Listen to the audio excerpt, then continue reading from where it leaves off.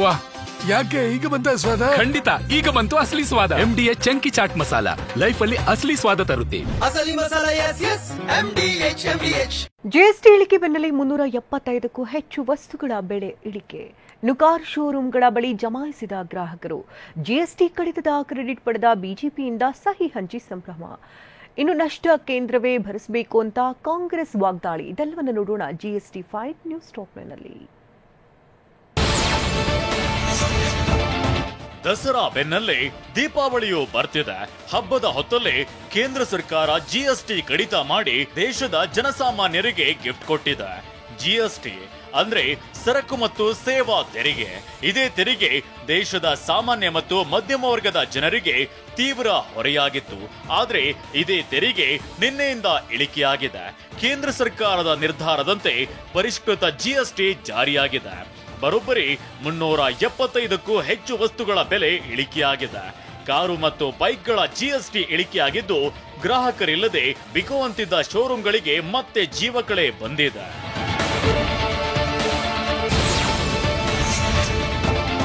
Swift ಕಾರಿನ ಬೆಲೆ ಈ ಹಿಂದೆ 7,96,000 ಇತ್ತು. ಅದು ಈಗ 6,84,900ಕ್ಕೆ ಇಳಿದಿದೆ. ಈ ಮೂಲಕ ಗ್ರಾಹಕರಿಗೆ ಬರೋಬ್ಬರಿ 1,12,600 ರೂಪಾಯಿ ಉಳಿತಾಯ ಆಗಲಿದೆ. ಅದರಂತೆ ಗ್ರ್ಯಾಂಡ್ ವಿಟಾರ ಖರೀದಿಸಿದ್ರೆ 1,07,000 ರೂಪಾಯಿ ಉಳಿತಾಯ ಆಗಲಿದ್ದು, ಎಸ್ಪ್ರೆಸೋ ಬೆಲೆ 1,29,600 ರೂಪಾಯಿ ಕಡಿಮೆಯಾಗಿದೆ. ಆಲ್ಟೋ K10 ಬೆಲೆ 1,07,000 ರೂಪಾಯಿ ಕಡಿಮೆಯಾಗಿದ್ದು 3,69,500 ರೂಪಾಯಿಗೆ ಇಳಿಕೆಯಾಗಿದೆ. ಬ್ರೀಜಾ ಕಾರ್ ಬೆಲೆ ಕೂಡ 1,12,700 ರೂಪಾಯಿ ಆಗಿದೆ. ಸ್ಕೋಡಾ ಸ್ಲವಿಯಾ ಕಾರ್ ಬೆಲೆ ಕೂಡ 50,000 ರೂಪಾಯಿ ಇಳಿಕೆಯಾಗಿದೆ.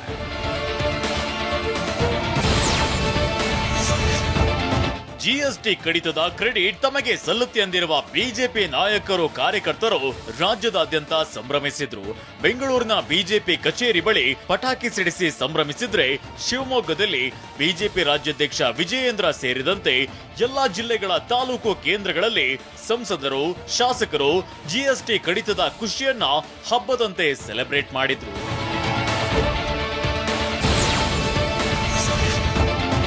ಬಿಜೆಪಿ ನಾಯಕರು ಈ ರೀತಿ ಸಂಭ್ರಮಾಚರಣೆ ಮಾಡ್ತಿದ್ರೆ, ಇತ್ತ ಕಾಂಗ್ರೆಸ್ ನಾಯಕರು ಕೇಂದ್ರ ಸರ್ಕಾರದ ವಿರುದ್ಧ ವಾಗ್ದಾಳಿ ನಡೆಸಿದ್ರು.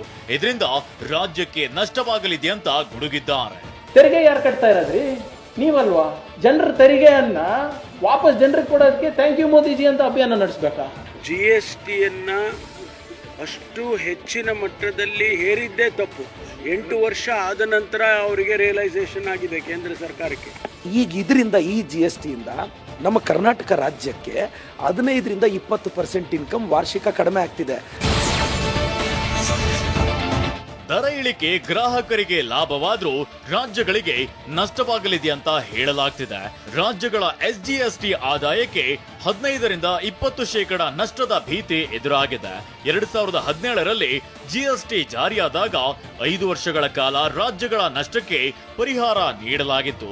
ಆದ್ರೆ ಕೇಂದ್ರ ಸರ್ಕಾರ 2022ರ ನಂತರ ಪರಿಹಾರ ನಿಲ್ಲಿಸಿದೆ.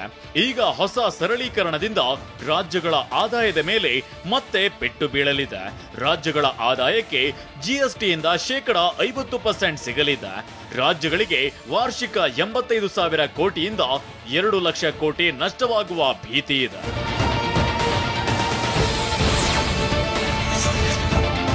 ಕರ್ನಾಟಕ ಜಿಎಸ್ಟಿ ಆದಾಯದ ಮೇಲೆ ಭಾರಿ ಅವಲಂಬಿತವಾಗಿದೆ.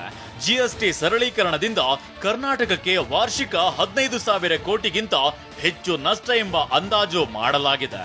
ಕರ್ನಾಟಕ ಜಿಎಸ್ಟಿಯಿಂದ ವಾರ್ಷಿಕ 70,000 ಕೋಟಿ ನಷ್ಟ ಅನುಭವಿಸುತ್ತಿದೆ.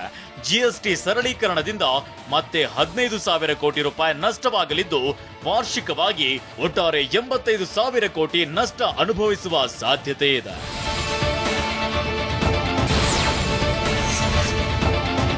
ಯಾವ್ಯಾವ ರಾಜ್ಯಗಳಿಗೆ ಎಷ್ಟು ಆದಾಯ ನಷ್ಟವಾಗಲಿದೆ ಅನ್ನೋದನ್ನ ನೋಡೋದಾದ್ರೆ, ಜಿಎಸ್ಟಿ ಸ್ಲ್ಯಾಬ್ ಬದಲಾವಣೆಯಿಂದ ಕರ್ನಾಟಕಕ್ಕೆ ವಾರ್ಷಿಕ 20,000 ಕೋಟಿ ನಷ್ಟವಾಗಲಿದೆ. ತಮಿಳುನಾಡಿಗೆ 15,000 ಕೋಟಿ, ಕೇರಳಕ್ಕೆ 15,000 ಕೋಟಿ, ತೆಲಂಗಾಣಕ್ಕೆ 7,000 ಕೋಟಿ, ಹಿಮಾಚಲ ಪ್ರದೇಶಕ್ಕೆ 1,000 ಕೋಟಿ ನಷ್ಟವಾಗಲಿದೆ. ಹೀಗಾಗಿ ಕರ್ನಾಟಕ, ತಮಿಳುನಾಡು, ಪಂಜಾಬ್, ಕೇರಳ ಸೇರಿದಂತೆ ವಿಪಕ್ಷಗಳು ಆಡಳಿತ ನಡೆಸುತ್ತಿರುವ 8 ರಾಜ್ಯಗಳು ಜಿಎಸ್ಟಿ ಪರಿಷ್ಕರಣೆಗೆ ತೀವ್ರ ವಿರೋಧ ವ್ಯಕ್ತಪಡಿಸಿದ್ದು, ರಾಜ್ಯಗಳಿಗೆ ಆಗುತ್ತಿರುವ ನಷ್ಟವನ್ನ ಕೇಂದ್ರ ಸರ್ಕಾರವೇ ಭರಿಸಬೇಕು ಅಂತ ಆಕ್ರೋಶ ಹೊರಹಾಕಿವೆ. ಆದ್ರೆ ಬಿಜೆಪಿ ನಾಯಕರು ತಿರುಗೇಟನ್ನ ನೀಡಿದ್ದಾರೆ. ಇದರಲ್ಲಿ ಮೊಸರಲ್ಲೂ ಕಲ್ಲುಡುಕಬೇಕು ಅಂತೇಳಿ ಸಿದ್ದರಾಮಯ್ಯ ಸರ್ಕಾರ ಅವರ ಮಂತ್ರಿಮಂಡಲ ದಿನನಿತ್ಯ ಆಪಾದನೆ ಮಾಡ್ತಾ ಇದೆ. ಕರ್ನಾಟಕ ರಾಜ್ಯವು ಕೂಡ ಒಳಗೊಂಡಂತೆ ದೇಶಾದ್ಯಂತ ಭಾರತೀಯ ಜನತಾ ಪಾರ್ಟಿ ಮತ್ತು ಜನಸಾಮಾನ್ಯರು ಕೂಡ ಈ ಒಂದು ಐತಿಹಾಸಿಕ ದಿನವನ್ನ ಬಹಳ ಅರ್ಥಪೂರ್ಣವಾಗಿ ಬಹಳ ಸಂಭ್ರಮದಿಂದ ಆಚರಣೆ ಮಾಡ್ತಾ ಇದ್ದಾರೆ. ಜಿಎಸ್ಟಿ ಪರಿಷ್ಕರಣೆಯಿಂದ ಕೇವಲ ವಿಪಕ್ಷಗಳು ಆಡಳಿತ ನಡೆಸುತ್ತಿರುವ ರಾಜ್ಯಗಳಿಗಷ್ಟೇ ಅಲ್ಲ, ಬಿಜೆಪಿ ಪಕ್ಷ ಮಿತ್ರ ಪಕ್ಷಗಳು ಆಡಳಿತ ನಡೆಸುತ್ತಿರುವ ರಾಜ್ಯಗಳ ಆದಾಯಕ್ಕೂ ಕತ್ತರಿ ಬೀಳಲಿದೆ. ಉತ್ತರ ಪ್ರದೇಶಕ್ಕೆ 10,000 ರಿಂದ 15,000 ಕೋಟಿ ನಷ್ಟವಾಗುವ ಸಾಧ್ಯತೆ ಇದೆ. ಗುಜರಾತ್ಗೆ 8,000 ಕೋಟಿ, ಮಹಾರಾಷ್ಟ್ರಕ್ಕೆ 15,000 ಕೋಟಿ ನಷ್ಟವಾಗಲಿದೆ. ಆದ್ರೆ ಬಹಿರಂಗವಾಗಿ ಹೇಳಿಕೊಂಡಿಲ್ಲ. MDH ಜನ ಮಸಾಲ. ಈಗ ಕಡಲೆ ಇರಲಿ, ಹಲಸಂಡೆ ಬೀಜ, ಕಪ್ಪು ಕಡಲೆ ಅಥವಾ ಬಿಳಿ ಕಡಲೆ, ಎಲ್ಲವೂ ಸ್ವಾದಿಷ್ಟವಾಗುತ್ತೆ. MDH